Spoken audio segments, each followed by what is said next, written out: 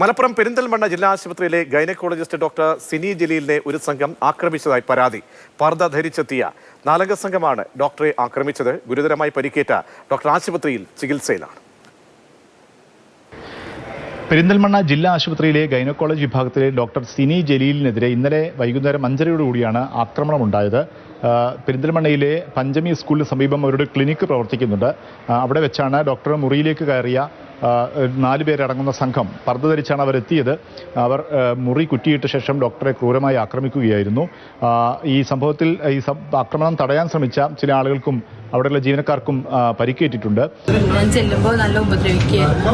വേണ്ടത്തിന് നിലത്തേട് മുടി പിടിച്ചു വലിക്കുക, തല്ലൊക്കെയായിരുന്നു. 3 പേരും നല്ല ഒരാൾ പിടിച്ചു കൊടുത്ത് മുടി പിടിച്ചു വലിക്കുക. ഞാൻ ചെന്ന് മാറ്റാൻ നോക്കിയപ്പോൾ അവരെന്നെ ഉപദ്രവിച്ചു.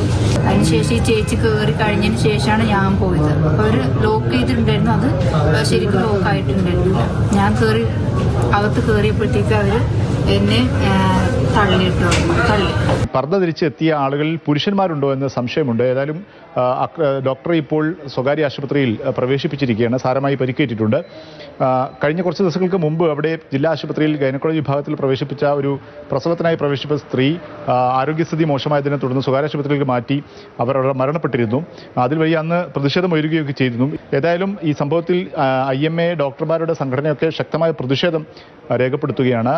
ആക്രമണങ്ങൾക്ക് നമ്മൾ വേണ്ട രീതിയിലുള്ള പോലീസിന്റെ ഭാഗത്തുനിന്നും ഗവൺമെന്റിന്റെ ഭാഗത്തുനിന്നും കൃത്യമായിട്ടുള്ള നടപടികൾ എത്രയും പെട്ടെന്ന് ഉണ്ടായില്ലെങ്കിൽ ശക്തമായ സമര പരിപാടികളുമായിട്ട് മുന്നോട്ട് പോകാനാണ് ഇന്ത്യൻ മെഡിക്കൽ അസോസിയേഷൻ തീരുമാനിക്കുന്നത്. അക്രമ സംഭവത്തിൽ പ്രതിഷേധിച്ച് OP ബഹിഷ്കരിച്ചപ്പോൾ പെരിന്തൽമണ്ണയിൽ പ്രതിഷേധം നടക്കുകയാണ്. വരും ദിവസങ്ങളിൽ ശക്തമായ പ്രതിഷേധത്തിലേക്ക് കടക്കുമെന്നാണ് ഡോക്ടർമാരുടെ സംഘടന അറിയിച്ചിട്ടുള്ളത്. പെരിന്തൽമണ്ണ പോലീസ് സംഭവത്തിൽ കേസെടുത്ത് അന്വേഷണം ഊർജിതമാക്കിയിട്ടുണ്ട്.